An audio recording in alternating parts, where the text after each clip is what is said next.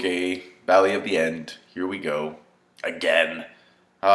Listen, those statues better be blown up during this fight. If those statues are still standing by the end, that means this fight was boring. They should blow them up so that they can build a new one. One for Sasuke, one for Naruto. I don't know how the one for Sasuke is going to look, but the one for Naruto better have him holding a bowl of ramen and some chopsticks. What is the Sage still doing there?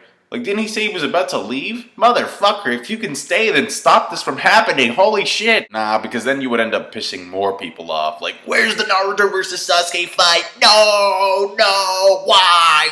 So, but the Sage is interesting because he says, back in the day, I ended up, leaving all my stuff to the youngest son. And it really didn't work out well. I'm like, no shit. Like, what parenting book did you read that said, when in doubt, if you have two sons, leave everything to the youngest? Parenting 101. Pick your favorite kid, and don't be afraid to show it. I'm not even a sage, and I know more about parenting than he does. Maybe it's because I am a sage. Sawyer 7 sage. Now, on the bright side, he does say that he try to just erase that mistake by giving Sasuke and Naruto equal power, which means I like this because it means that if Naruto wins this, that means that he's gonna win it thanks to skill and not power. Because on a power platform, they're both equal, right? So what's gonna be important in this fight is the way that they use that power. And the more creative uses they find for the power, the better it looks, the more enjoyable the fight is, and the happier I am. And hopefully so are you. Now the funniest part of this chapter, to me at least, was Kakashi. Because he's like, oh, the after effects of the Sharingan. Does anybody believe this shit? This guy's falling down. He's been spamming the Sharingan ever since the war started. I'm like, no, you're feeling bad because you had Casper the friendly Uchiha ghost inside of you. Okay? Swagbeto, the swag that Swagbeto gave you was too much for you to handle. Sakura starts tearing up, and the thing is, it's the same pattern that Kishimoto used in part 1. Why? Because before Sasuke left the village, before he had his big fight with Naruto, Sakura had her moment with her emotions in Sasuke. The truth is, I've always known in my heart there was nothing I could have done for you. But I love you. No matter what's happened, I still care about you more than I can bear. In other words, Sakura's love confession to Naruto is now confirmed to be a complete and utter lie. Come at me. I turned the page and Sasuke tells Sakura the same thing that he said before he left the village, which is, you really are annoying. Which is a reference to one of the very first conversations they had in the entire series, next to that bench in the village, when Sakura was complaining about Naruto being annoying. You have no idea what it feels like to be alone. You shut your mouth. You're so annoying. So he still remembers that. I scroll down the page, I see him stabbing her. I'm like, whoa! And then Naruto says, you didn't have to use Genjutsu on Sakura-chan. Which is Kishimoto's way of saying that as long as it's Genjutsu, that justifies the abuse. And you know what's going to happen when she wakes up, right? You know what the first thing that's going to come out of her mouth is, right?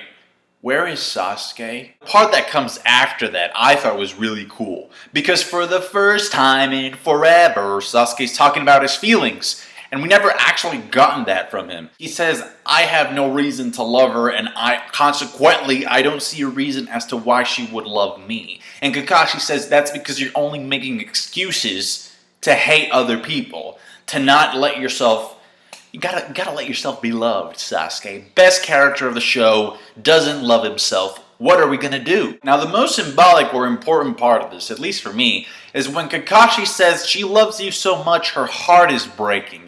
And immediately, this triggers a memory inside of Sasuke's head to his own family. Because that's what Itachi did for Sasuke.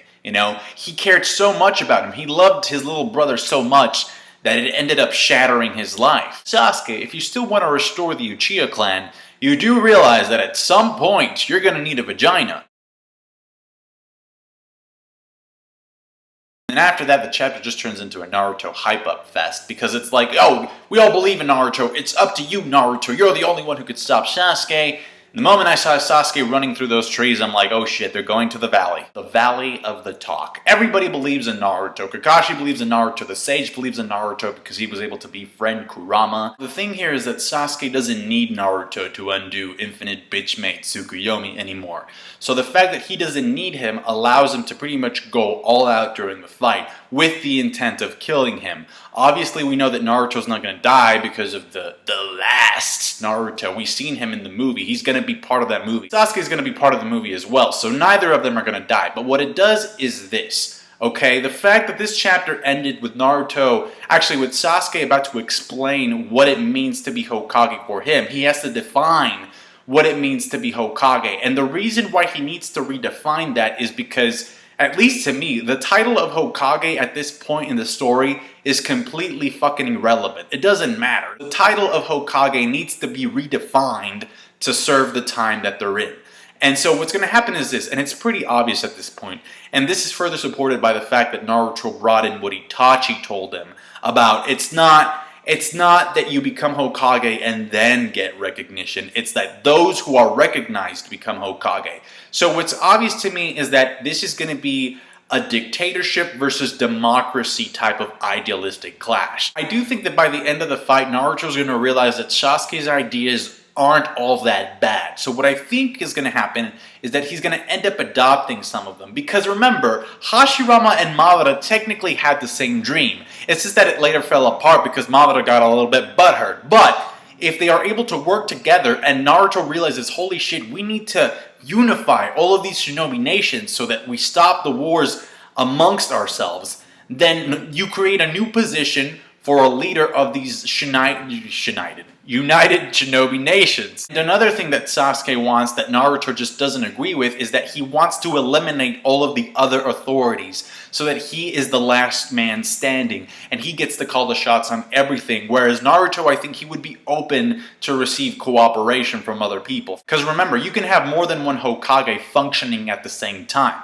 Like, Minato was Hokage while Sarutobi was still Hokage during the attack of the Nine Tails, and then Obito has to pick you to become Hokage. So I think Naruto's going to be elected president, and all of the shinobi nations are going to be combined into one, and that'll be kind of like his response to Nagato, which he couldn't give at the time, because Nagato's like, how are you going to stop all this violence from happening? Well, you turn all these different sort of divided sectors, you eliminate borders, and everything becomes one. And granted, you're still going to have problems, but at least for this series, in this fantasy setting, it provides some closure.